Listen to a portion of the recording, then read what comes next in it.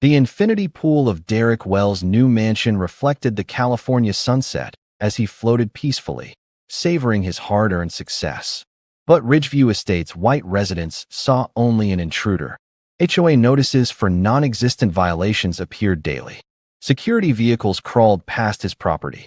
Neighbors called police on the suspicious man swimming in what couldn't possibly be his own pool.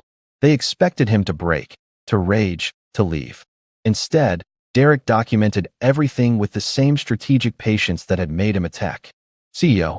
His eyes remained calm as he added each incident to his growing file. But behind that composed expression, a plan was forming. These people thought they were teaching him a lesson about belonging. Soon, he would teach them one about power. Just before we get back to it, I'd love to know where you're watching from today, and if you're enjoying these stories, make sure you're subscribed. The afternoon sun blazed over Ridgeview Estates as the moving truck pulled away from the sprawling mansion on Hillcrest Drive. Derek Wells stood on his new driveway, keys in hand, taking in the view of what was now his home. At 38, he had finally arrived, not just at this house, but at a milestone he'd been working toward his entire life. The Spanish-style estate with its terracotta roof tiles and pristine white walls stood out even among the luxury homes of Ridgeview. A wrought iron gate protected the front courtyard, while the backyard featured an infinity pool overlooking the Northern California valley below. This was the culmination of 20 years of relentless work, strategic decisions, and an unwavering focus that had propelled Derek from a small apartment in Oakland to the C-suite of one of the fastest-growing tech firms in the country that he straightened. His tailored navy blazer, a habit from years of board meetings, and walked through the front door. The interior was still mostly empty, with just a few essential pieces of furniture that had arrived earlier. The rest would come tomorrow. For now, Derek was alone with his achievement, savoring the quiet victory. "Welcome home," he whispered to himself, his voice echoing slightly in the marble foyer. After a quick tour to make sure everything was in order, Derek changed into more casual clothes, linen pants, and a fitted white button-down with the sleeves rolled up, and headed to the backyard. The infinity pool glimmered in the late afternoon light. He had specifically looked for a property with a pool like this. Something about the water had always calmed him, gave him space to think. Derek settled into one of the pool chairs, placing his espresso on the small side table next to his worn copy of Competitive Strategy. Even in moments of relaxation, his mind rarely strayed far from business.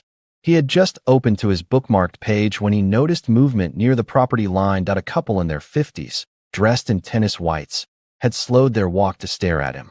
The woman whispered something to the man, who frowned slightly. Derek offered a polite nod, but they quickly averted their gaze and hurried along. He watched them go, noting how they glanced back once more before turning the corner. "Right on schedule," Derek murmured, taking a sip of his espresso. He had expected this. It wasn't the first time he'd been the only black face in a sea of white, and he doubted it would be the last. An hour later, as the sun began its descent, Derek noticed a white security SUV with Ridgeview Estates Patrol emblazoned on the side slow to a crawl outside his gate. The driver, a stocky man with sunglasses, seemed to be taking notes. When he saw Derek watching, he nodded curtly and drove away. Inside the house, Derek's phone chimed with an email notification. He opened it to find a message from the Ridgeview Estates Homeowners Association.mr. "Wells, we have received a noise complaint regarding pool activity at your residence. Please be reminded that Ridgeview Estates has strict guidelines about noise levels, especially during weekend hours when many residents are enjoying quiet time." Ridgeview Estates HO. Derek read the email twice, a small smile playing at his lips. He had been alone all day, with nothing but the occasional turning of a page to break the silence. The message wasn't about noise, it was about presence. His presence that he archived the email without responding. This was just the opening move in a game he'd played before. The following morning, Derek drove his black Tesla to Hartwell's, the upscale grocery store that served the Ridgeview community. He needed to stock his empty refrigerator and wanted to get a feel for the neighborhood. As he filled his cart with essentials, he noticed the sideways glances from other shoppers. Some did double takes when they saw him examining wine bottles in the premium section. Others simply stared until he met their gaze, then quickly looked away. At checkout, the cashier, a young woman with blonde hair pulled into a tight ponytail, smiled politely. Will this be for delivery? Which home are you delivering to? No delivery, Derek replied evenly. These are for me. The cashier's smile faltered. Oh, I'm sorry, I just assumed. Derek handed her his black Centurion card. Without comment, her eyes widened slightly at the rare credit card. I'm so sorry, sir, she stammered, her cheeks flushing as she processed the payment. No harm done, Derek said, maintaining his composure. But as he loaded the groceries into his car, he added, another mental tally to a count that had begun the moment he signed the papers for his new home. Back at the mansion, Derek met Carlos, the pool maintenance man who came with the property. Carlos was in his 50s, with weathered skin and calloused hands that spoke of decades of manual labor. The previous owners, they kept the pH perfect, Carlos explained as he tested the water. You swim much, Mr. Wells? Every morning, Derek replied. It clears my head before work. Carlos nodded approvingly. Good habit. Keep the body strong. He hesitated, then added, someone from the HOA, they asked me yesterday if I'm sure the owner lives here. I tell them yes, I meet you myself. He shook his head. Some people, they always looking for problems. Derek thanked him for the information, maintaining a neutral expression. But after Carlos left, he made a note in his phone, documenting the interaction with the date and time. Later that afternoon, as Derek worked on his laptop by the pool, the doorbell rang. He checked the security camera feed on his phone and saw a woman in her 50s standing at his door. She wore a peach-colored dress and pearls, her blonde hair styled in an immaculate bob. Derek opened the door with a professional smile. Good afternoon, Mr. Wells. I'm Linda Green, Ridgeview HOA Board President. Her smile didn't reach her eyes. I wanted to personally welcome you to our community. She extended a hand, which Derek shook firmly. Thank you, Ms. Green. Would you like to come in? Oh, just a quick visit, she said, stepping inside and immediately scanning the foyer. I see you haven't fully moved in yet. The rest of my furniture arrives tomorrow. Linda nodded, her eyes lingering on the few pieces already there, modern, minimalist designs that contrasted with the traditional Spanish architecture. You should know that Ridgeview has very specific guidelines about external and visible interior decor. We pride ourselves on maintaining a cohesive aesthetic. I've read the HOA guidelines thoroughly, Derek responded calmly. My interior designer is well-versed in the requirements. Linda's smile tightened. Wonderful. We've had some issues with new residents, misunderstanding our standards. You'd be surprised how quickly property values can be affected by unsuitable choices. The implication hung in the air between them. Derek maintained eye contact, his expression pleasant but unyielding. I don't think that will be a problem here, he said finally. I'm quite invested in maintaining the value of my property. Linda nodded, seemingly satisfied for the moment. Well, I won't take up more of your time. The next HOA meeting is on the 15th. We encourage all residents to attend. After she left, Derek returned to the pool area, his mind drifting to his childhood. He'd grown up in a small apartment with his mother, Loretta, who had worked 2 jobs to keep them afloat after his father left. He remembered watching her practice phone interviews in front of the bathroom mirror, consciously adjusting her voice to sound professional, a code word they both understood. One day, she had told him, you'll have so much they can't ignore you. But remember, success doesn't erase their eyes. It just changes what they see. Those words had stayed with him through Stanford, through his first startup that failed, through his second that succeeded, and through the boardrooms where he was often the only black face. Now, standing by his pool in one of the most exclusive neighborhoods in Northern California, her wisdom echoed louder than ever. His phone rang, interrupting his thoughts. It was Nina, his executive assistant of 5 years. How's the palace? Nina asked. Her voice was warm, familiar, a contrast to the coldness he'd encountered since moving in. Getting settled, Derek replied. But I need you to pull some information for me. Public records on Ridgeview Estate's leadership structure, board minutes from the past year, and any legal issues or settlements involving the HOA. Nina didn't miss a beat. Already on it. I had a feeling you'd need it.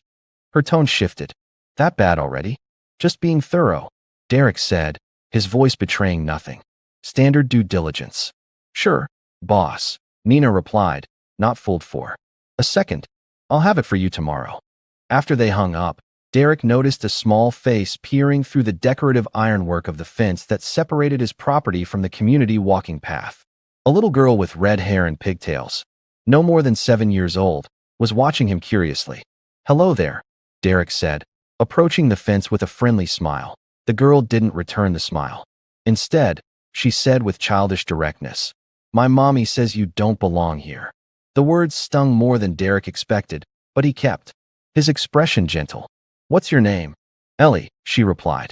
"Well, Ellie, sometimes grown-ups have complicated feelings about new neighbors. But I just moved in, so this is my home now. Maybe your mommy just doesn't know me yet." Ellie seemed to consider this. "Do you have any kids?" "No, I don't." "That's sad," she declared with the brutal honesty of childhood. Then, without another word, she ran off down the path. That night, Derek stood at the edge of his pool, watching the water shimmer under the outdoor lights. The house was quiet, too quiet, perhaps, but his mind was loud with calculations. He had faced discrimination before, but this was different. This was his home, his sanctuary, the place where he was supposed to be able to let his guard down. From inside the house, he retrieved a leather-bound notebook and a pen. Sitting by the pool, he began to outline something: names, dates, incidents. His face remained calm, but his eyes were sharp, focused. Whatever was happening at Ridgeview Estates, Derek Wells was not going to ignore it. He was going to document it, analyze it, and then, when the time was right, respond to it, not with anger, not with hasty reactions, but with the same strategic thinking that had built his fortune. This was just another problem to solve. And solving problems was what Derek Wells did best. The morning sun had barely crested over the valley when Derek's phone chimed with another email notification. This time, it was a notice about excessive water usage at his property, citing concerns about drought conditions. The irony wasn't lost on him. He'd been in the house less than a week, and his water usage was well below what the previous owners had maintained for their extensive gardens. 2 days later, another notice arrived. This one citing excessive outdoor presence that was making other residents uncomfortable. The phrasing was carefully vague, but the message was clear: your visibility is the problem. Derek added these to his growing documentation, his face betraying nothing as he filed each notice methodically. That afternoon, he made a call to SecureView, a high-end security company. "I need a comprehensive system," he explained to the consultant. "Motion capture cameras at all entrances, gates, and the pool area. Remote access capabilities, cloud storage, and real-time alerts." "That's our executive package," the consultant replied. "May I ask if there's been an incident that prompted this?" "Just being cautious," Derek said smoothly. "In my position, it's best to be prepared." 2 days later, a team of technicians installed discrete cameras throughout Derek's property. The system was state-of-the-art, with facial recognition capabilities and night vision. Each camera was positioned to provide maximum coverage while remaining nearly invisible to casual observation. Derek watched the installation from his home office, nodding in satisfaction as the technicians demonstrated the smartphone app that would allow him to monitor his property from anywhere. That weekend, Derek invited Dr. William Taylor and his wife, Patricia, for dinner. Dr. Taylor had been Derek's mentor at Stanford, one of the few black professors in the business school at that time. Over the years, he had become more than just a mentor. He was family. Derek prepared grilled salmon and vegetables, setting the table on the patio overlooking the pool. The evening was perfect, with a gentle breeze carrying the scent of jasmine from the garden. Dr. Taylor and Patricia arrived promptly at 7, embracing Derek with the warmth of old friends. "This place is magnificent," Patricia exclaimed, taking in the view. "You've done well for yourself, Derek." "Indeed you have," Dr. Taylor agreed, clapping Derek on the shoulder. "From that nervous freshman in my economics class to this." He gestured at the expansive property.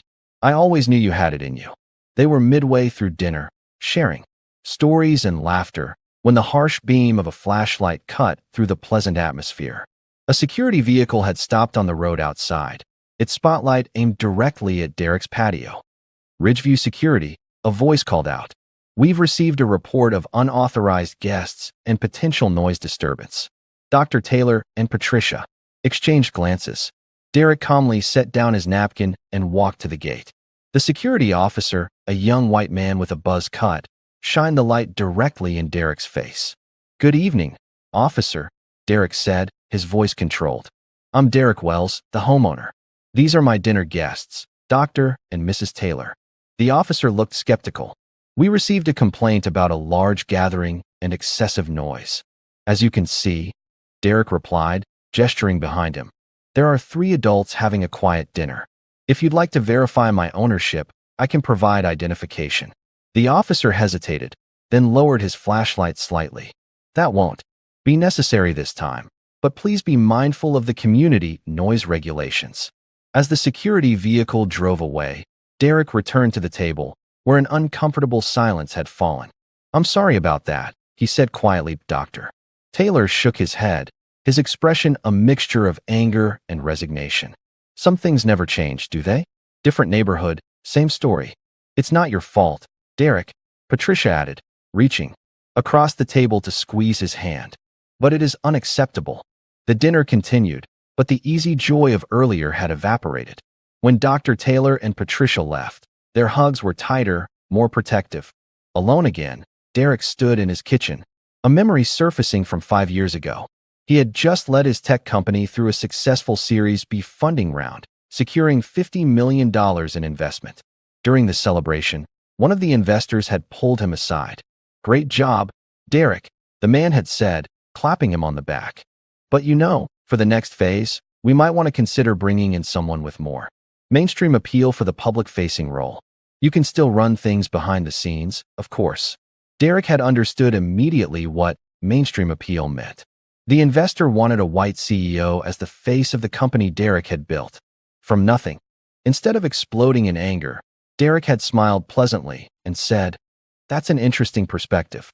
I'll have my team pull the data on CEO demographics versus company performance for our next meeting."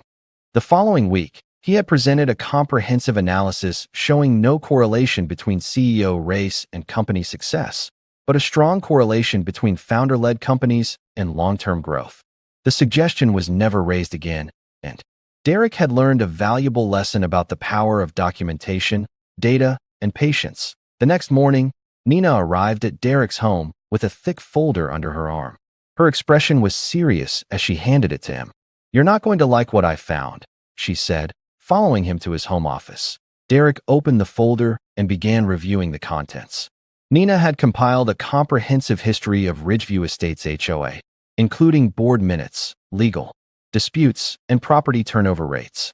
"Linda Green," Nina explained, pointing to a section of the report. Before becoming HOA president, she ran a real estate agency specializing in exclusive communities. There were 3 discrimination lawsuits filed against her business between 2015 and 2018, all settled out of court with NDAs. Derek nodded, unsurprised. "And the demographic makeup of Ridgeview? Current homeownership is 94% white, 4% Asian, 2% Hispanic. You're the only Black homeowner in the community's 25-year history, and the previous Black families who tried to buy in." Nina's expression hardened.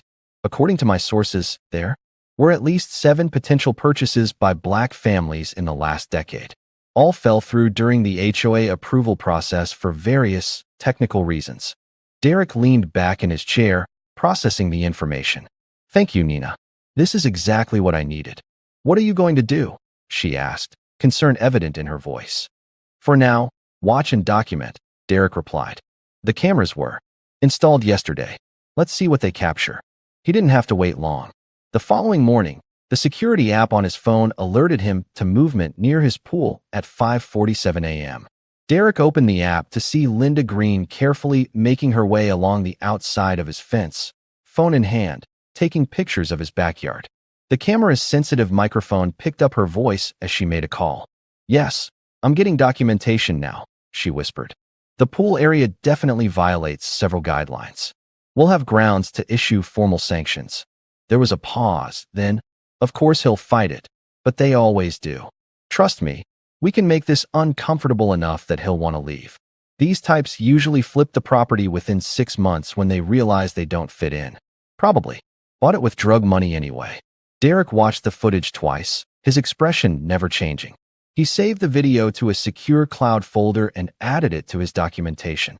Later that day, As he worked by the pool, he noticed Ellie at the fence again, watching him with curious eyes. "Hello again, Ellie," he called out, setting his laptop aside. "Hi," she replied. "Why are people mad at you?" The directness of the question made Derek pause. He walked over to the fence, crouching down to her eye level. "Sometimes," he began carefully, "grown-ups have ideas about who belongs where. And when someone doesn't match those ideas, it can make them uncomfortable or even upset. Because you're different?" Ellie asked. "Yes, because I'm different in some ways. But you know what? We're also the same in lots of ways." Ellie tilted her head, considering this. "My grandpa had dark skin like you, but he died when I was little." "I'm sorry to hear that," Derek said gently. "Was he a nice grandpa?" Ellie nodded enthusiastically. "He gave the best hugs and told funny stories. Mom says you remind her of him sometimes, when you smile." Before Derek could respond to this surprising revelation, Ellie's name was called. From down the path, she waved goodbye and ran off, leaving Derek with an unexpected warmth in his chest. The moment of connection was short-lived. That afternoon, Carlos arrived for the weekly pool maintenance, his expression troubled. "Mr. Wells," he said after checking the water chemistry, "I think you should know something." Derek looked up from his work. "What is it, Carlos?" "Yesterday, at the Thompson house, I overheard Ms. Green talking to some other board members," she said. He hesitated, then continued. "She said you'll move out in 6 months or less, that they always do. She has a plan to make things difficult." Derek nodded, his face revealing nothing. "Thank you for telling me, Carlos. I appreciate your honesty." "It's not right," Carlos said, shaking his head. "I've worked in this community for 15 years. I've seen how they push people out who they don't think belong. It's always the same." After Carlos left, Derek received another email from the HOA, this one more formal than the others. It was an invitation, though it read more like a summons, to attend the next board meeting regarding excessive personal use of recreational amenities and potential violations of community standards. Derek read the email twice, noting the careful wording that avoided any direct mention of discrimination while clearly targeting him.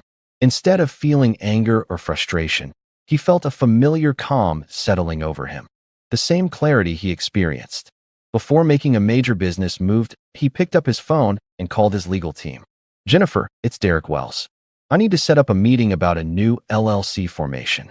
He paused, listening to her response. "Yes, it's for a property development opportunity. The name? Let's call it Ridgeview Development LLC." As he ended the call, Derek looked out at his pool, the water still and reflective in the late afternoon light. "It's time to put the wheels in motion," he said quietly to himself. The game was changing. Linda Green and the Ridgeview HOA thought they were dealing with just another homeowner they could intimidate and push out. They didn't realize they were up against a strategic thinker who had spent his entire career turning obstacles into opportunities. Derek Wells wasn't just fighting for his right to enjoy his pool. He was preparing to transform the entire landscape of Ridgeview Estates. And he was just getting started. The morning sun cast long shadows across Derek's infinity pool as he closed, his eyes floating peacefully on his back. Early morning meditation had been part of his routine for years, 20 minutes of stillness before the world demanded his attention. The water cradled him, the gentle lapping against the pool's edge creating a rhythm that matched his breathing. He was so deeply immersed in his meditation that he didn't immediately notice the commotion at his gate. It wasn't until he heard a sharp, authoritative knock that his eyes snapped open. Two police officers stood at the edge of his pool deck, their expressions stern. Behind them, a woman with short blonde hair, Amy Wilson, his next-door neighbor, whom he'd only glimpsed from a distance, pointed at him accusingly. "That's him," she said. "I told you he doesn't live here. The owners are away in Europe." Derek took a deep breath and swam to the pool steps. With deliberate calm, he reached for his towel and wrapped it around his waist before addressing the officers. "Good morning," he said evenly.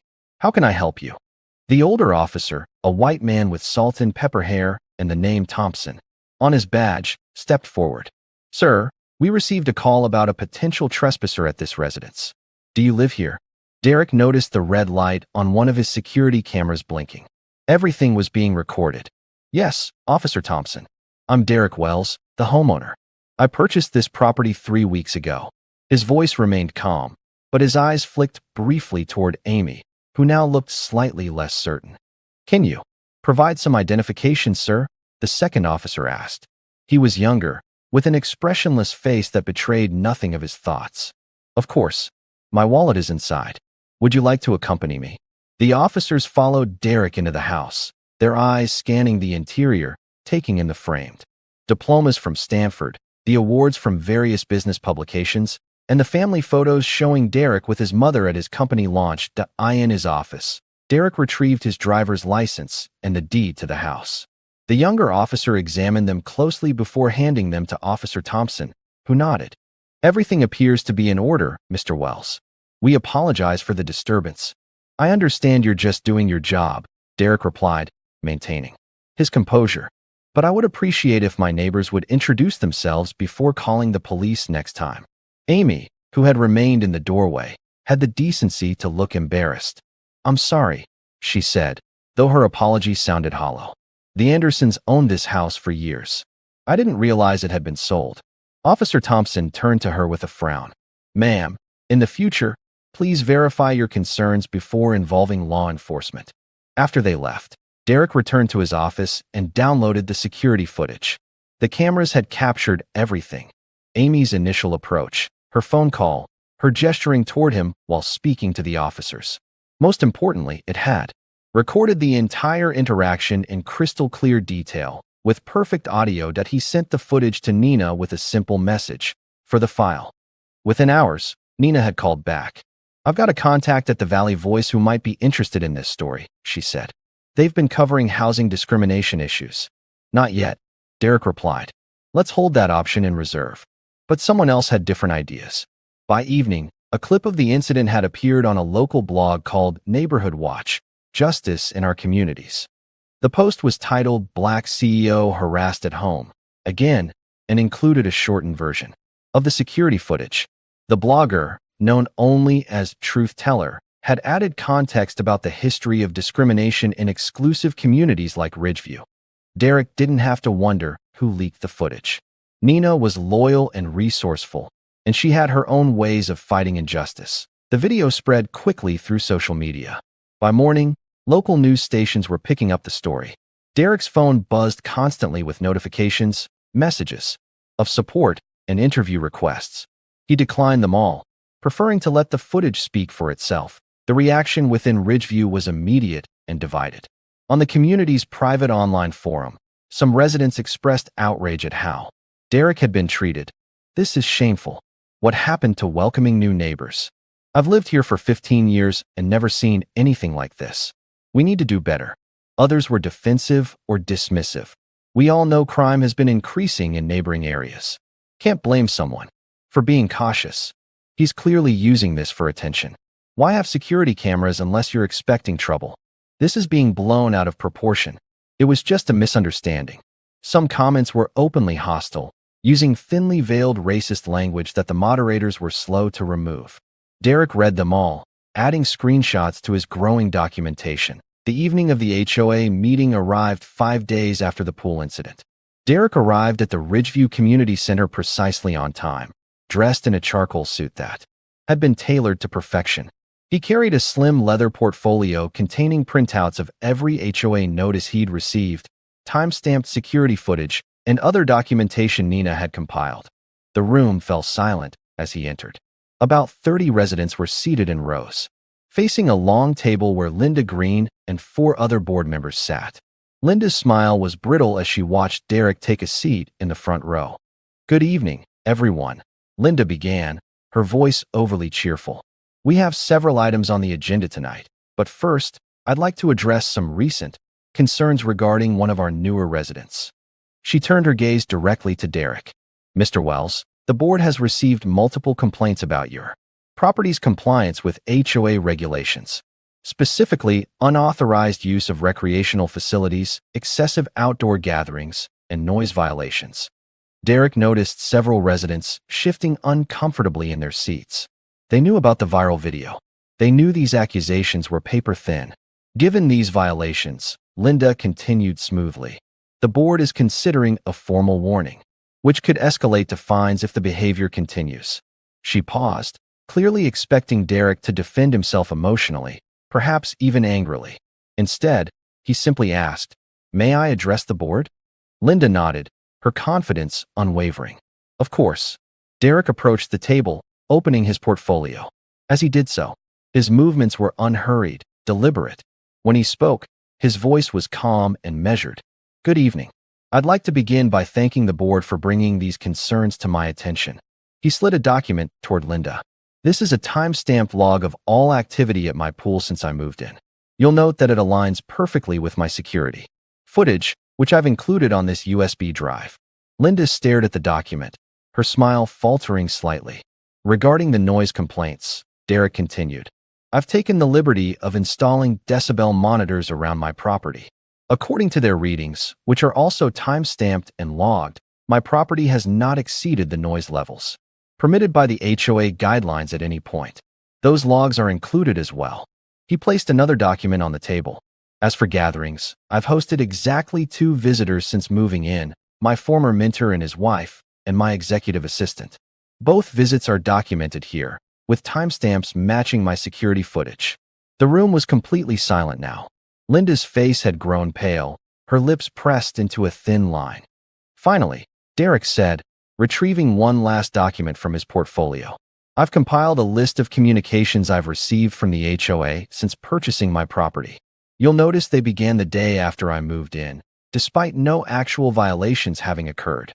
He laid the final document in front of Linda, who didn't even glance at it. Her eyes were fixed on Derek's face, a mixture of anger and shock evident in her expression. "I'll be filing a formal response through counsel," Derek concluded, his voice still perfectly calm. "Thank you for your time." As he returned to his seat, a slow, stunned murmur spread through the room.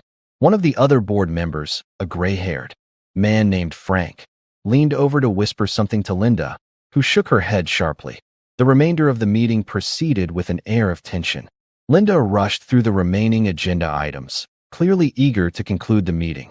When it was over, most residents filed out quickly, avoiding eye contact with both Derek and Linda. As Derek gathered his materials, he felt a hand on his shoulder. He turned to find an older white man with a weathered face and clear blue eyes. "Greg Patterson," the man said, extending his hand. "Vietnam vet, living on Oak Ridge Court." Derek shook his hand. "Derek Wells, I know who you are," Greg said with a slight smile. "And I want you to know that not everyone in Ridgeview is like Linda and her crew. Some of us remember what it's like to be judged for who you are rather than what you do." "I appreciate that," Derek replied sincerely. Greg glanced around to ensure they weren't overheard. "Look, I've lived here for 20 years. Seen how the board operates. They've been keeping this place exclusive for a long time, if you catch my meaning." Derek nodded. "I do. If you need someone in your corner, I'm around," Greg said. "Linda's got power, but she's not as untouchable as she thinks." After thanking Greg, Derek drove home, his mind already moving several steps ahead. The confrontation at the HOA meeting was just one part of a larger strategy. Linda Green had shown her hand. Now it was time for Derek to play his. The following weekend, Derek hosted a small gathering at his home. The guest list was carefully curated. Nina and her husband, Dr. Taylor and Patricia, 2 of Derek's executive team members, both people of color, and, to his surprise, Greg Patterson and his wife, Helen. The atmosphere was relaxed and joyful, with soft jazz playing in the background as they enjoyed appetizers by the pool. The laughter and conversation flowed easily, creating a stark contrast to the tension that had pervaded Ridgeview since Derek's arrival. From the corner of his eye, Derek noticed a small face at the fence. Ellie, watching the gathering with curious eyes. He waved her over, and after a moment's hesitation, she approached the gate. "Would you like to join us, Ellie?" Derek asked. "We have some excellent lemonade." Ellie glanced back toward her house, then nodded shyly. Derek opened the gate, and she stepped hesitantly onto the pool deck. Nina immediately took a liking to her, showing her the fruit platter and introducing her to the other guests. The party continued into the evening, a small island of warmth and inclusion in the cool exclusivity of Ridgeview. As the last guests departed, Derek noticed a certified letter that had been delivered during the gathering. Inside was a formal notice from the HOA, threatening legal action for unauthorized assembly and excessive guest presence on his property. Derek smiled, placing the letter on his desk. "Let's escalate," he said to the empty room, his voice quiet but firm. The morning after Derek received the HOA's letter threatening legal action, his phone buzzed with a news alert. The footage of his pool confrontation with the police had been picked up by a national morning show. The segment featured an interview with a legal expert discussing housing discrimination in exclusive communities, using Derek's experience as a case study, without naming him directly. By noon, 3 more major networks had run similar pieces. Social media was ablaze with hashtags like #SwimmingWhileBlack and #RidgeviewRacism. The story had touched a nerve, highlighting an experience many could relate to, being made to feel like an outsider in spaces where they had every right to be. Derek watched the coverage with mixed emotions. He hadn't sought this spotlight, but perhaps it was necessary. His phone rang. It was Jennifer Adams, his attorney. "I assume you've seen the news," she said without preamble. "I have. We need to talk strategy. This HOA has seriously overplayed their hand, and we have enough documentation to file a substantial lawsuit." 2 hours later, Jennifer sat across from Derek in his home office, reviewing the extensive file Nina had compiled. "This is more than sufficient," Jennifer said, her expression serious. "We can file suit against the HOA board collectively and against Linda Green individually for harassment, discrimination, and defamation. The security footage where she mentions drug money is particularly damning." "What are we looking at in terms of process?" Derek asked. "We file, they panic, they offer to settle. That's the usual pattern." Derek shook his head. "I'm not interested in a quiet settlement with NDAs that just allows this behavior to continue." Jennifer smiled. "I was hoping you'd say that. In that case, we go public, we go hard, and we demand structural changes as part of any resolution." The lawsuit was filed the following morning. By afternoon, local news vans had gathered at the entrance to Ridgeview Estates, where they were turned away by security. The story had evolved from a viral video to a formal legal challenge against systemic discrimination in luxury communities. That evening, Derek's doorbell rang. He checked the security camera to see a woman standing nervously on his doorstep. Ellie's mother. Did he open the door, his expression neutral? "Good evening, Mr. Wells," she began, her voice shaking slightly. "I'm Karen Anderson, Ellie's mom. I need to speak with you." Derek invited her in, offering her a seat in the living room. Karen perched on the edge of the sofa, clearly uncomfortable. "I saw the news," she said finally, "and I need to apologize. I was the one who told Ellie that you didn't belong here." Her voice broke. "I was also one of the people Linda Green pressured to report you to the HOA." Derek remained silent, allowing her to continue. "She told us you were lowering property values, that you were hosting suspicious gatherings. I should have questioned it, but I didn't. I just went along with it." Karen looked up, tears in her eyes. "What I did was wrong. What we all did was wrong. Why come forward now?" Derek asked quietly. "Because Ellie keeps talking about how nice you are. Because I saw that video and was ashamed of myself. And because," she hesitated, "because you remind me of my father. He faced the same kind of treatment his whole life, and I promised him I'd never be part of that problem." Derek nodded slowly. "Thank you for your honesty, Karen. Will you drop the lawsuit?" she asked hesitantly.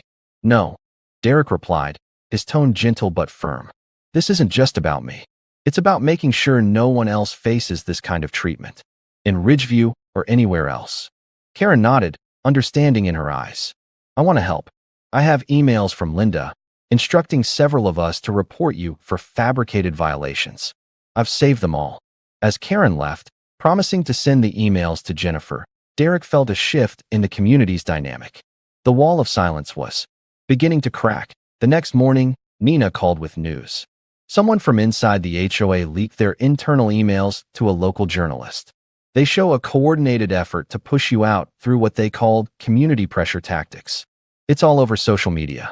Derek wasn't surprised.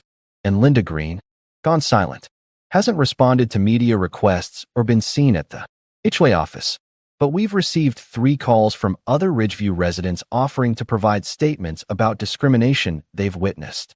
The momentum was building faster than even Derek had anticipated. It was time to take control of the narrative. That afternoon, Derek stood on his pool deck, facing a small gathering of selected journalists. The setting was deliberate. The same pool where he had been confronted by police, now serving as the backdrop for his first public statement. Cameras flashed as Derek began to speak, his voice steady and measured. Thank you for coming. I've been largely silent about recent events, but I believe it's time to address them directly. He paused, looking directly into the cameras. 3 weeks ago, I moved into Ridgeview Estates after purchasing my home. Since that day, I have faced a coordinated campaign of harassment, surveillance, and discrimination, not because of my actions, but because of my appearance. He outlined the incidents briefly, without embellishment. The facts spoke for themselves. I did not seek this spotlight, but now that it has found me, I want to be clear. This is not just about one community or one HOA board.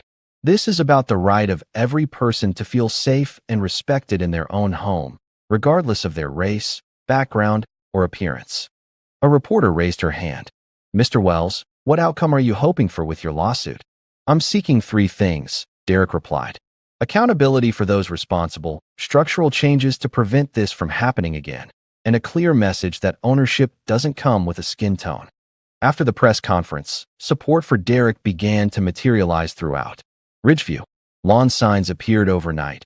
Ridgeview belongs to everyone. Residents who had remained silent now approached Derek to express their support. Some admitted they had witnessed discrimination but had been afraid to speak up. The pressure on Linda Green intensified as more residents came forward with stories of her discriminatory practices. 5 days after Derek's press conference, she resigned from the HOA board. Her statement, read by another board member, expressed regret for any misunderstandings, but stopped short of acknowledging any wrongdoing. The resignation might have seemed like victory enough, but Derek was playing a longer game.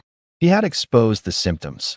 Now it was time to address the root cause. The emergency HOA meeting called to address Linda's resignation. Derek surprised everyone by putting himself forward as a candidate for the board chair position. The room fell silent as he stood to speak. Some of you might wonder why, after everything that's happened, I would want to serve on this board. The answer is simple. Change happens from within. Ridgeview can be a community that values diversity and inclusion while maintaining its beauty and value. I believe I can help lead that transformation. The vote was close, uncomfortably close, but in the end, Derek Wells was elected as the new chair of the Ridgeview Estates HOA board.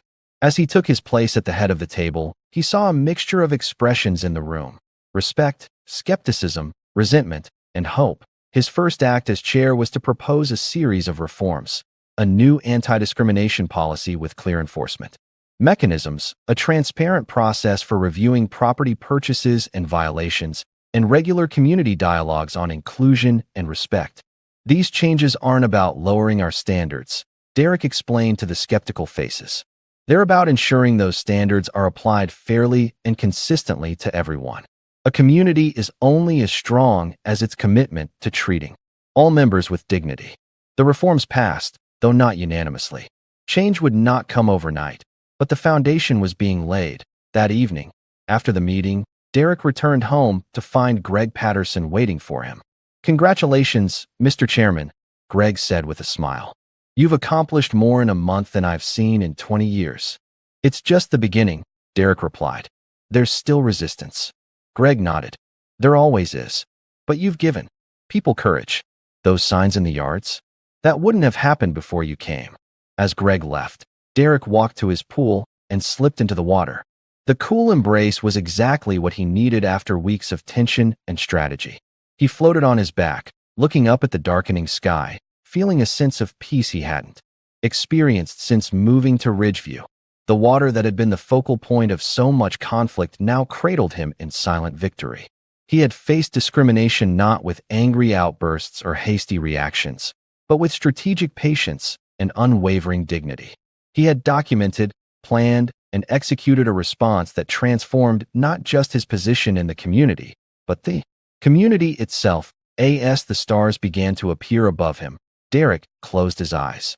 This was only the beginning of his legacy in Ridgeview Estates. The real work, the lasting change, was still to come, and he was ready for it. I assume you've seen the news, she said without preamble. I have. We need to talk strategy.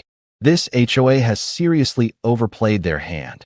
and we have enough documentation to file a substantial lawsuit." 2 hours later, Jennifer sat across from Derek in his home office, reviewing the extensive file Nina had compiled. "This is more than sufficient," Jennifer said, her expression serious. "We can file suit against the HOA board collectively and against Linda Green individually for harassment, discrimination, and defamation. The security footage where she mentions drug money is particularly damning." "What are we looking at in terms of process?" Derek asked. "We file, they panic, they offer to settle. That's the usual pattern." Derek shook his head. "I'm not interested in a quiet settlement with NDAs that just allows this behavior to continue." Jennifer smiled. "I was hoping you'd say that. In that case, we go public, we go hard, and we demand structural changes as part of any resolution." The lawsuit was filed the following morning. By afternoon, local news vans had gathered at the entrance to Ridgeview Estates, where they were turned away by security. The story had evolved from a viral video to a formal legal challenge against systemic discrimination in luxury communities. That evening, Derek's doorbell rang. He checked the security camera to see a woman standing nervously on his doorstep. Ellie's mother. Did he open the door, his expression neutral? "Good evening, Mr. Wells," she began, her voice shaking slightly. "I'm Karen Anderson, Ellie's mom. I need to speak with you." Derek invited her in, offering her a seat in the living room. Karen perched on the edge of the sofa, clearly uncomfortable. "I saw the news," she said finally, "and I need to apologize. I was the one who told Ellie that you didn't belong here." Her voice broke. "I was also one of the people Linda Green pressured to report you to the HOA." Derek remained silent, allowing her to continue. "She told us you were lowering property values, that you were hosting suspicious gatherings. I should have questioned it, but I didn't. I just went along with it." Karen looked up, tears in her eyes. "What I did was wrong. What we all did was wrong. Why come forward now?" Derek asked quietly. "Because Ellie keeps talking about how nice you are. Because I saw that video and was ashamed of myself. And because," she hesitated, "because you remind me of my father. He faced the same kind of treatment his whole life, and I promised him I'd never be part of that problem."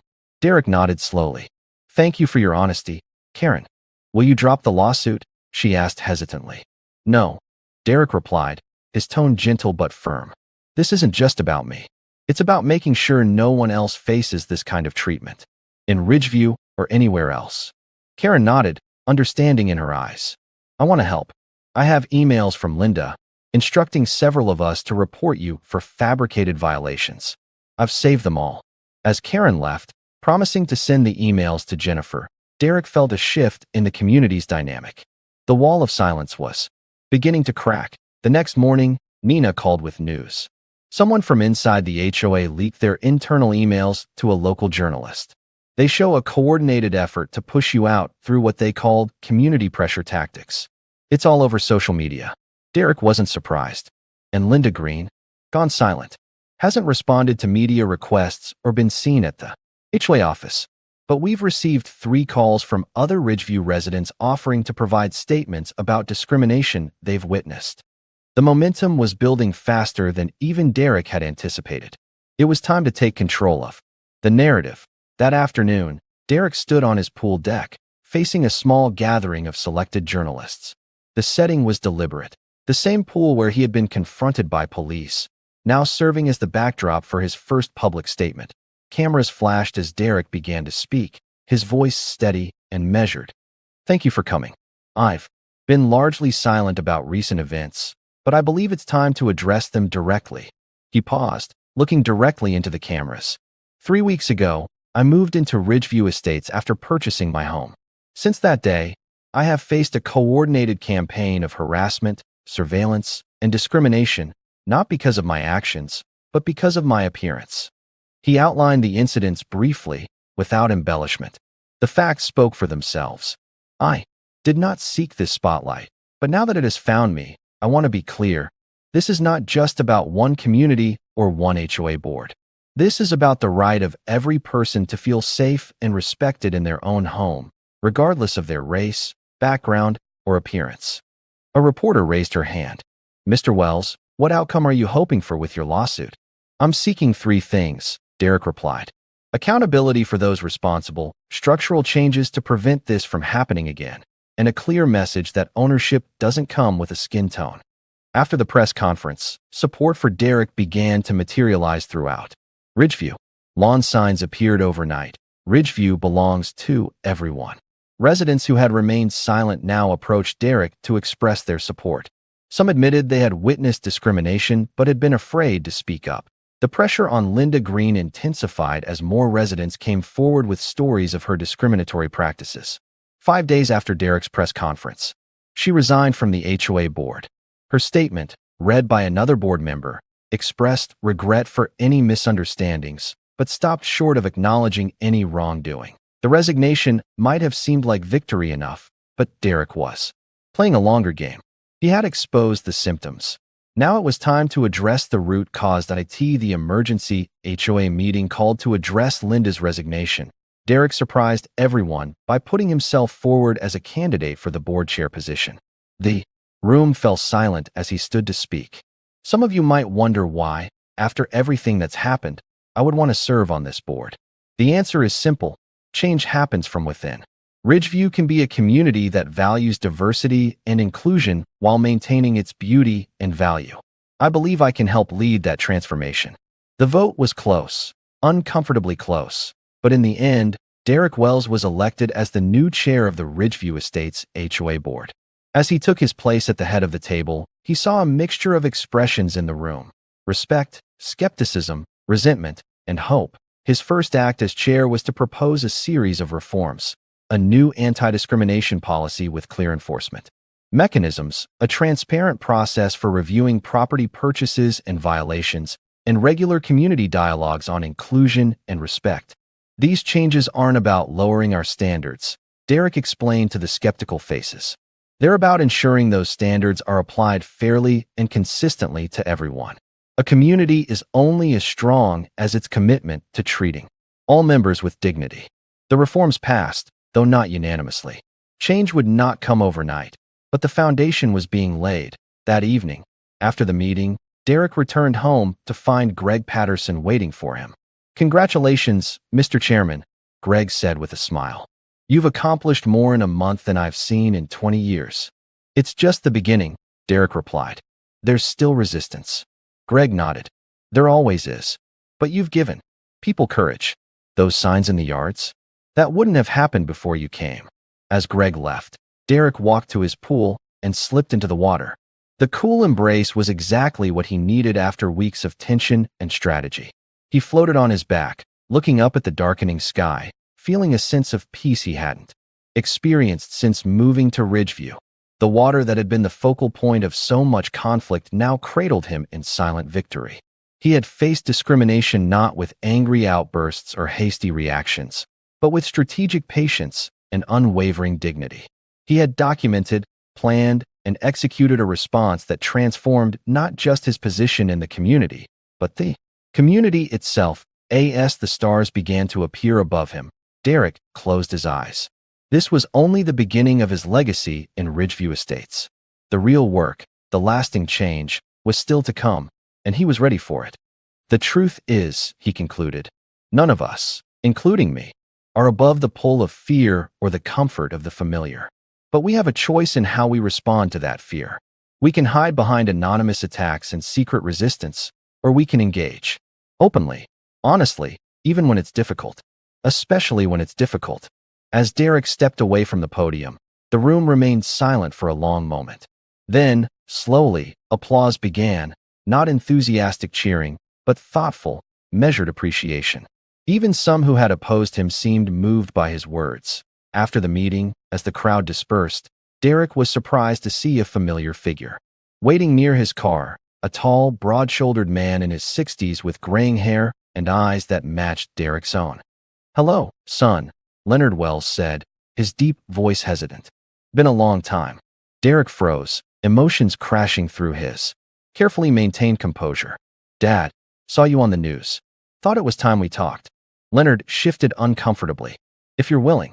Their conversation over dinner that night was strained, filled with long silences and careful navigation around 2 decades of absence. Leonard had left when Derek was 12, disappearing from his life with vague promises to return once he got things figured out. Those promises had never materialized. "Your mother did a hell of a job with you," Leonard said, pride and regret mingling in his voice. "She always said you'd be something special."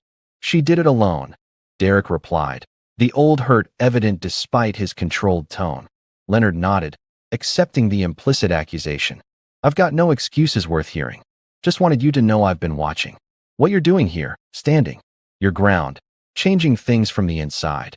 It's more than I ever had the courage to do." Derek didn't respond immediately, the weight of unresolved childhood abandonment pressing against his chest. Part of him wanted to dismiss Leonard, to protect himself from reopening old wounds. But another part recognized something important. In this moment of connection, however belated. "It's not easy," he finally said. "Some days I wonder if I'm becoming exactly what I used to hate. Someone who has to constantly prove they belong." Leonard studied his son's face. "That doubt, that's what keeps you human. The day you stop questioning yourself is the day you become like them." As Leonard left with a tentative promise to stay in touch, Derek felt an unexpected emotional exhaustion. The public battles were taxing enough, but this personal confrontation with his past had stripped away layers of his carefully constructed composure. Later that night, Nina called to check in. "How are you really doing?" she asked, her concern evident even through the phone. Derek sighed. "Some days I wonder if any of this is worth it. Maybe I should have just sold the house when the harassment started." "That's not you," Nina replied firmly. "And for what it's worth, you didn't build this life for their approval. You built it because you earned it." The simple truth in her words anchored him. "Thanks, Nina." The following day, Derek found an envelope in his mailbox. No stamp, hand-delivered. Inside was a crayon drawing of his house with the pool prominently featured. In the pool was a stick figure with a big smile, clearly meant to be Derek. Written in a child's uneven handwriting at the bottom were the words, "This is your home." It was signed Ellie, with a heart next to it. Derek smiled, feeling a warmth spread through his chest. He pinned the drawing to his refrigerator, a bright spot of innocent clarity amid the complex adult conflicts surrounding him. That night, he walked out to the edge of his pool again, much as he had when he first moved in.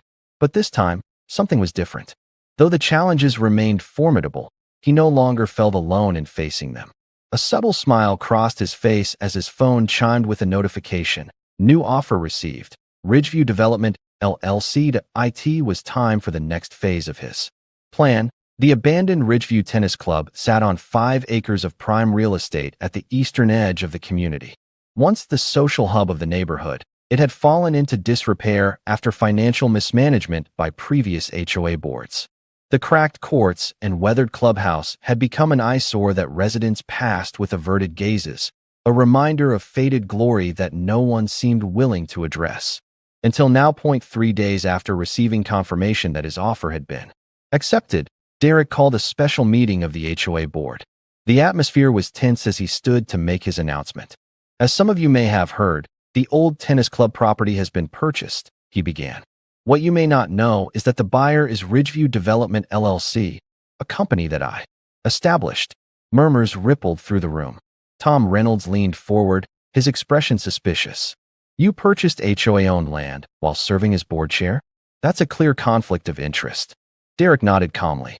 "I recused myself from all discussions related to the sale, as the records will show. The purchase was handled by an independent broker, and my company made the highest bid by a considerable margin. Everything was done according to both legal requirements and HOA bylaws." The room buzzed with whispered conversations as Derek continued. "I'd like to share my plans for the property." He unveiled architectural renderings of a modern community learning and wellness center. The design featured multiple components: educational spaces for after-school programs and adult learning, a health clinic offering free screenings for residents, startup incubator offices for young entrepreneurs, and community gathering spaces. The Ridgeview Community Center will offer programs free of charge to all residents, with special outreach to underserved youth from surrounding areas, Derek explained. It will include scholarships, mentorship opportunities, and wellness initiatives. The reaction was immediate and divided. Some board members expressed enthusiasm for revitalizing the abandoned property and creating valuable community resources. Others, like Reynolds, were openly skeptical. This sounds like a thinly veiled attempt to bring outsiders into Ridgeview, Reynolds argued. Our community has always been private, exclusive. That's why people pay premium prices to live here. The center will be managed with appropriate security and scheduling, Derek countered. But yes, part of its mission is to create bridges between Ridgeview and the surrounding communities. Isolation has never been a sustainable strategy for growth. Margaret Wilson raised her hand. I'm concerned about zoning restrictions. That property is designated for recreational use only. Derek smiled slightly. You're absolutely right, Ms. Wilson. That's why 30% of the facility will be dedicated to recreational activities, including restored tennis courts and a community pool. The educational spaces fall under the community benefit provision in the zoning code, which I've already confirmed with the county planning department. Nina, who had been silently observing from the back of the room, allowed herself a small smile. Derek had anticipated every objection, navigated every potential roadblock before it could be raised. Despite continued opposition from Reynolds and his allies, there was little they could do. The purchase was legal, the zoning issues had been addressed, and many residents were genuinely excited about the possibilities the center represented. As the meeting concluded, Derek was approached by an unexpected visitor, his father, Leonard. Impressive work in there, Leonard said, hands in his pockets. You left them spinning. Derek raised an eyebrow. You came to the meeting? Wanted to see you in action. Leonard hesitated. Listen, I know I've got no right to ask anything of you, but I heard you talking about the construction plans. I was a carpenter for 30 years before my back gave out. If you need someone to consult on the build, check the contractor's work. The offer hung in the air between them, Leonard's attempt at connection through the practical rather than the emotional. Derek studied his father's face, seeing both hope and resignation there. I'll have Nina contact you, he said finally. We could use someone with experience to keep an eye on things.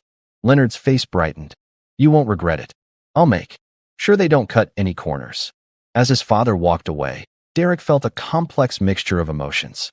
He didn't trust Leonard, not yet, but perhaps this project could provide a structure for them to rebuild some kind of relationship, however limited. Over the next few weeks, the community center project began to shift perceptions throughout Ridgeview. Local media coverage was overwhelmingly positive, with headlines like Tech CEO Transforms Exclusive Community and Ridgeview Renaissance. How one leader is building bridges. Even some who had initially opposed Derek's leadership began to see potential benefits in his vision. Property values had actually increased since the announcement, with real estate agents highlighting the future community center as a premium amenity in their listings. Not everyone was convinced, however. Steve Morgan, who had remained on the board despite the leaked information incident, made one final attempt to derail the project. He filed an injunction claiming that Derek had used his position to gain insider information about the property. Before purchase, the hearing was brief. Jennifer presented documented evidence that Derek had followed all proper protocols, recusing himself from related discussions and hiring independent valuators. The judge not only dismissed the injunction but ordered Steve to pay court costs for filing a frivolous claim. The defeat was public and humiliating. Steve resigned from the board the following day. As the community center plans progressed, Derek's personal life began to blossom as well.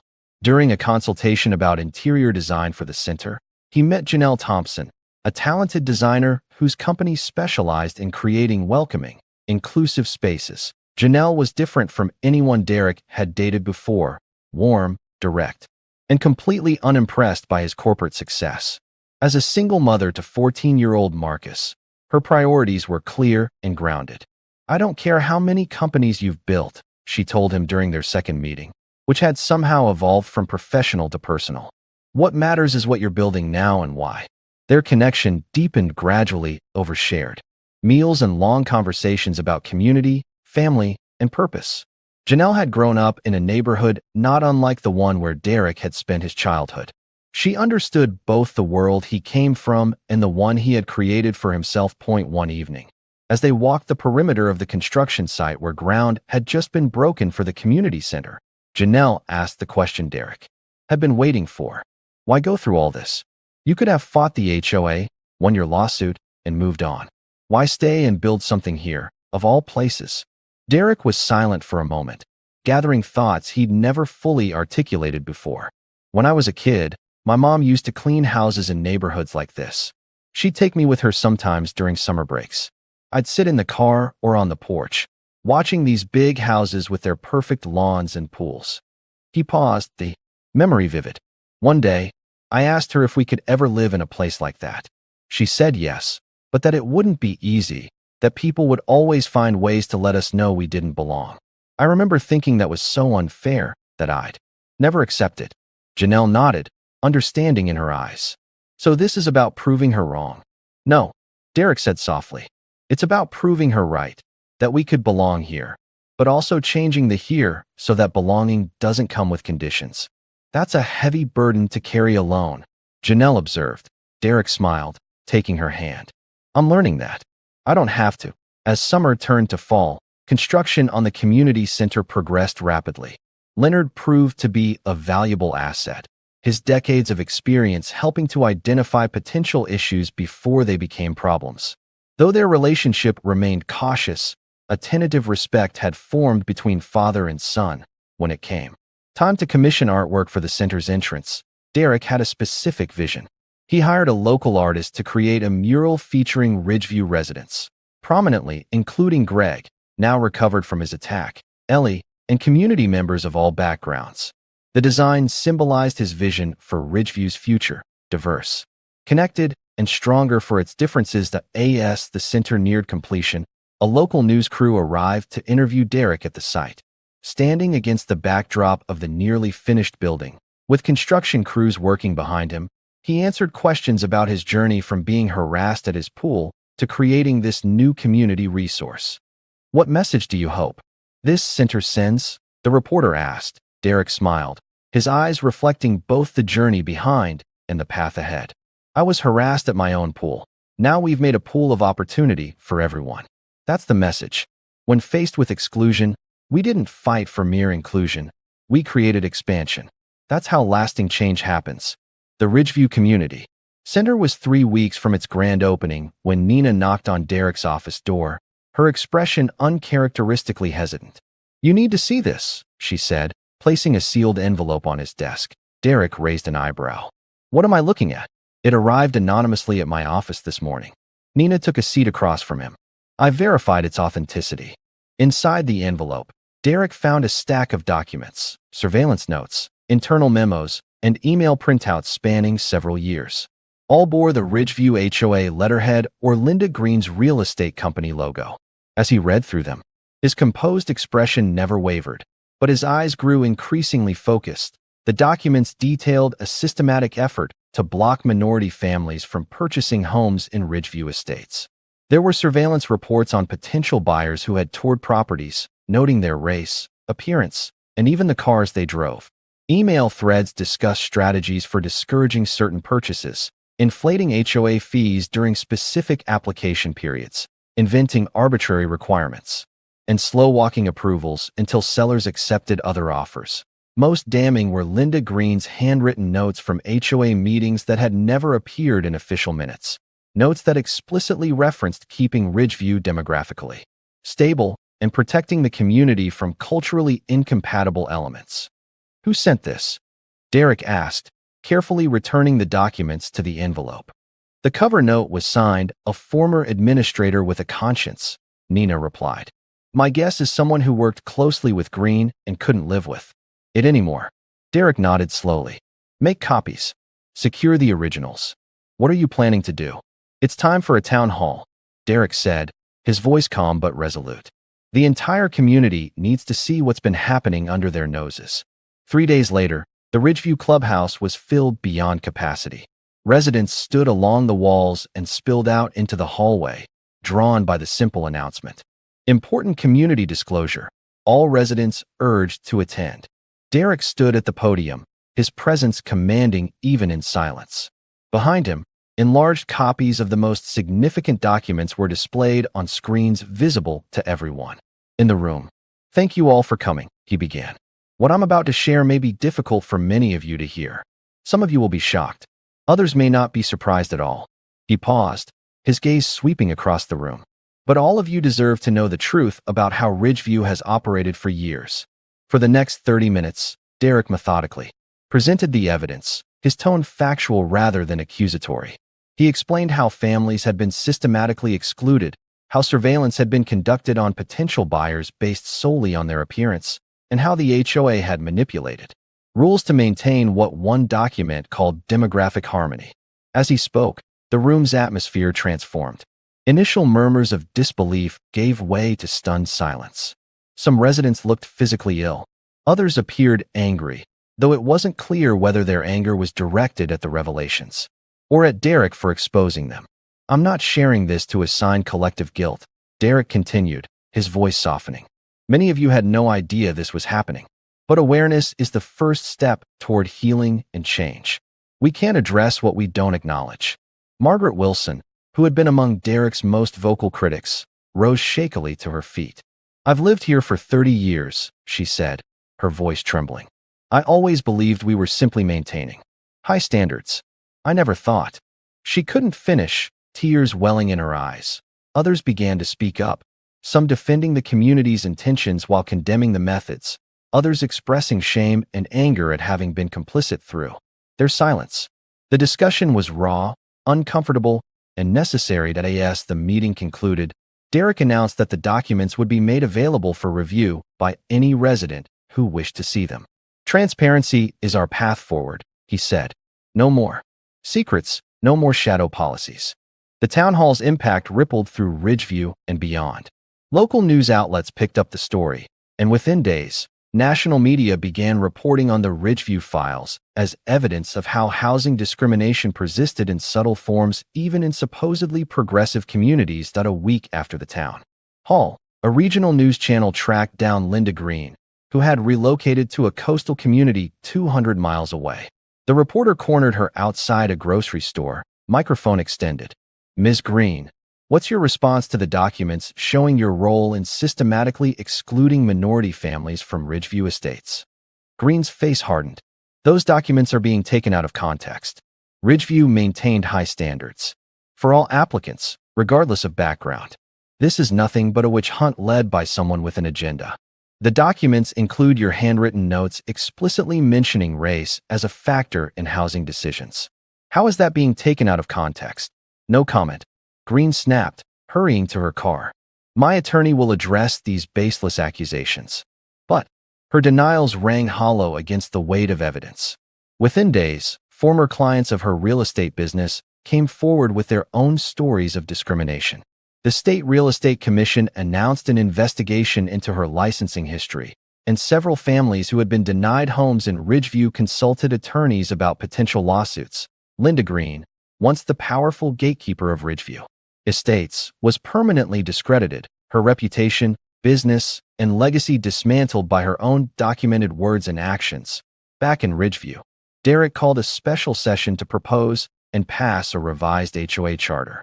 The new document included robust equity clauses, anti-harassment protocols with clear enforcement mechanisms, transparency requirements for all decisions, and term limits for board members. This charter isn't just about preventing discrimination, Derek explained to the assembled residents. It's about creating a framework that allows our community to evolve and thrive. The most exclusive communities aren't the ones that keep people out. They're the ones everyone wants to be part of because of how they treat people once they're in. The revised charter passed unanimously, a stark contrast to the divided votes that had characterized earlier reforms. Something fundamental had shifted in Ridgeview. Confronted with undeniable evidence of past wrongs, the community had chosen a different path forward. As spring arrived, bringing vibrant color to Ridgeview's manicured landscapes, Derek received an unexpected request. Karen Anderson, Ellie's mother, approached him after a board meeting. "Ellie's birthday is next month," she said, a hint of nervousness in her voice. "She's been talking nonstop about your pool ever since you let her visit during that gathering. I know it's a lot to ask, but would it be possible for her to have her party there? Just a small group of her friends." Derek smiled, recognizing the significance of the request. The same pool that had once been the focal point of discrimination was now being sought out as a place of celebration. "I'd be honored," he replied. "Let's make it special for her." Ellie's birthday party transformed Derek's backyard into a joyful scene of children's laughter and splashing water. Kids of various backgrounds played together in the pool that had once been the site of so much tension. Parents who had once avoided eye contact with Derek now chatted comfortably as they helped serve cake and supervise swimming. Greg Patterson, fully recovered from his attack, arrived with his wife Helen and a brightly wrapped gift for Ellie. "Look at this," he said quietly to Derek, gesturing at the diverse gathering of families. "A year ago, this wouldn't have been possible." Derek nodded. "It's a start." "More than that," Greg insisted. "It's proof that things can change when someone has the courage to stand their ground." As the party wound down and the last guests departed, Ellie ran up to Derek and wrapped her arms around his waist in an impulsive hug.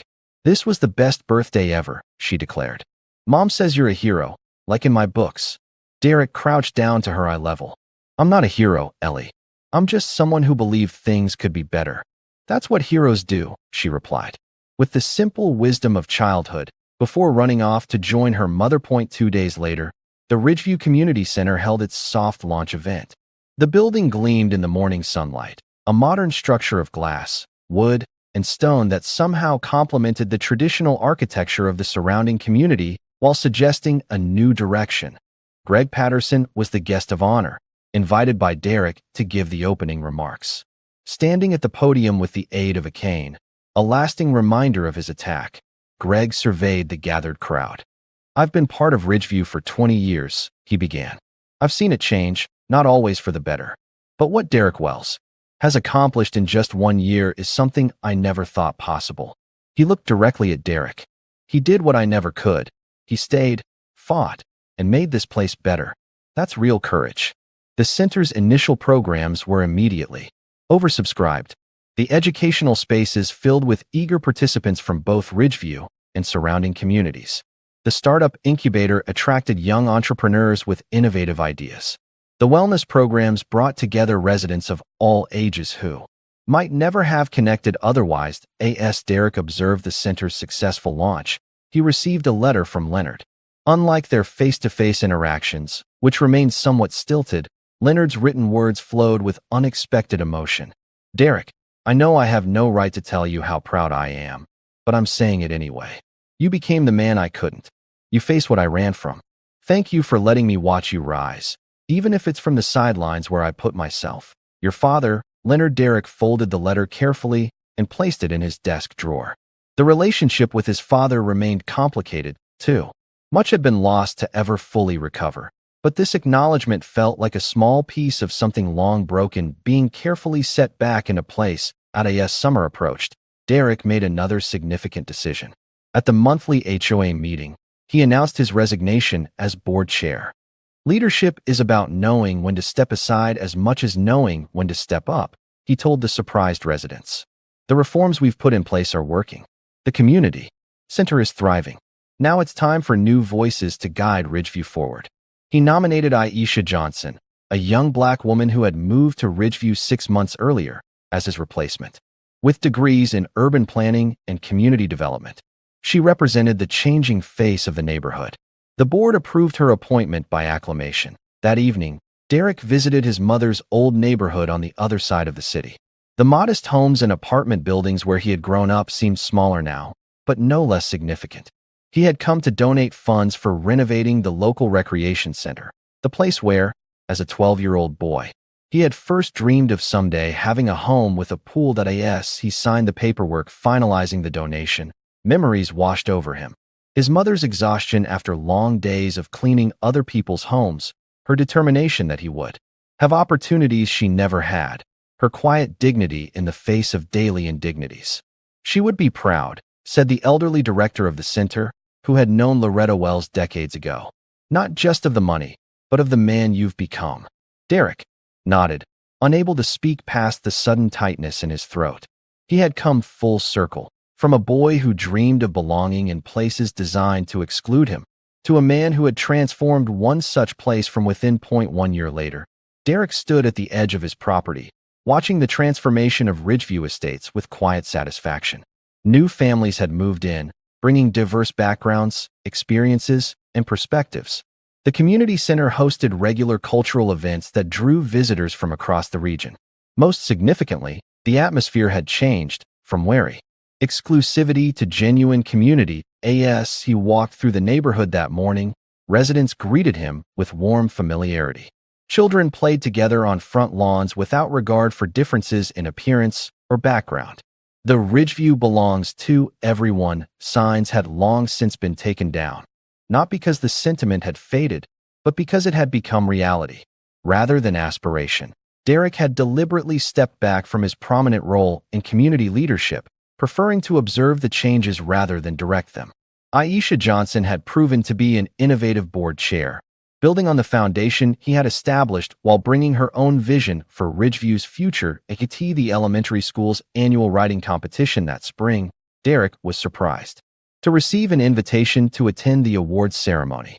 Even more surprising was the announcement that Ellie Anderson had won first place with her essay titled "The Man at the Pool." Standing before her classmates, teachers, and parents, Ellie read her work with clear confidence.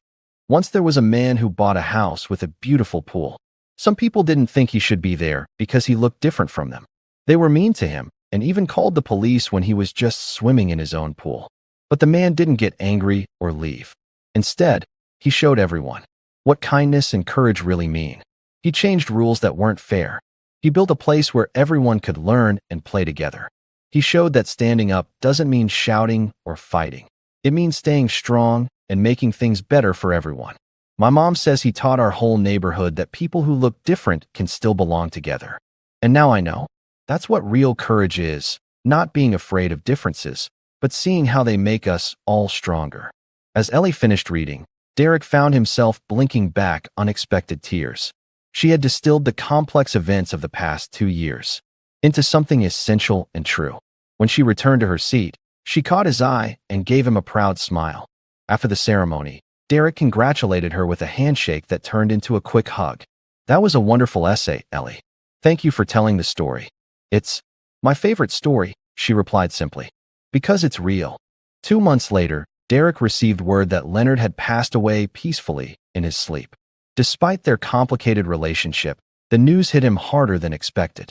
His father had spent the final year of his life working on the community center, finding purpose in contributing to his son's vision, even as they both acknowledged the years that could never be recovered. At Leonard's request, a simple wooden bench was placed in the center's garden, bearing a small plaque that read, "Every builder deserves a second chance."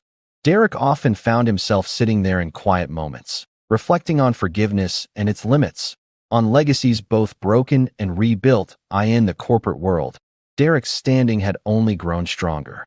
His tech company continued to expand, and acquisition offers arrived regularly.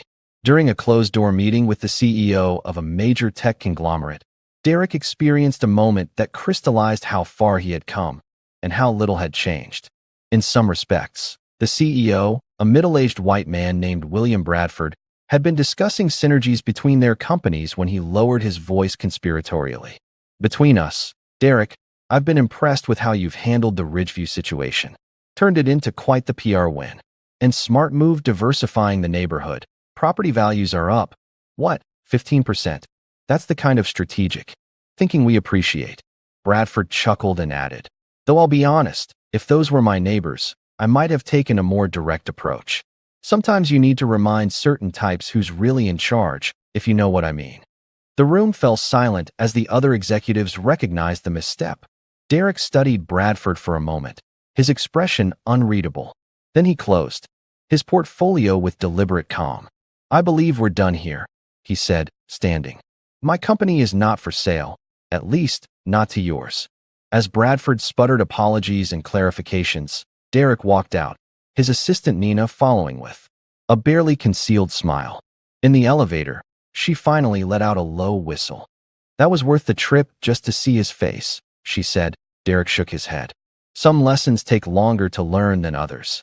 Back in Ridgeview, Derek expanded his focus beyond the immediate community. Through the center, he established a mentorship program for young Black and Brown entrepreneurs, providing not just guidance, but access to capital, networks, and opportunities. He wasn't just helping them survive, he was positioning them to own, lead, and transform. Success isn't just about making it through the door, he explained to one group of mates. It's about holding it open for others, and eventually, building new doors entirely. Nina, who had been with Derek through every challenge of the past years, received her own well-deserved recognition. During the company's annual leadership summit, Derek announced her promotion to Chief Operating Officer. "No one has contributed more to our success than Nina," he told the assembled executives. "She's sharper than I ever was and twice as determined. Our future is brighter with her helping to lead it." Later, in private, Nina wiped away unexpected tears. "You didn't have to do that." "I didn't do anything you didn't earn," Derek replied. "And we both know it." "Still," she said with a smile, "it means something coming from you. Because you made room when nobody made room for you." That fall, Ridgeview Estates received a state award for inclusive community development. The ceremony, held at the community center, brought together residents, local officials, and media. Derek, though no longer in an official leadership role, was asked to accept the award along with Aisha Johnson and, to his surprise, Ellie.as they stood together on stage, the young girl between them. Derek felt the weight of the journey, from exclusion to transformation, from isolation to community. The award itself mattered less than what it represented.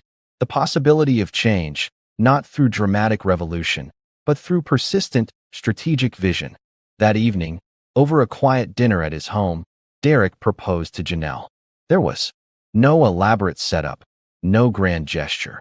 Just two people who had found in each other a profound understanding and connection. "You saw me before the world did," he told her, sliding a simple gold band across the table. "You saw past the CEO, past the crusader, to the person underneath." Janelle slipped the ring onto her finger with a smile that reached her eyes. "I saw someone who wasn't afraid to stand alone, but who shouldn't have to." The following morning, Derek took his customary swim in the pool that had started it all. The water was cool against his skin, the autumn sunlight playing across the surface in dancing patterns. As he completed his laps and climbed the steps, he noticed movement.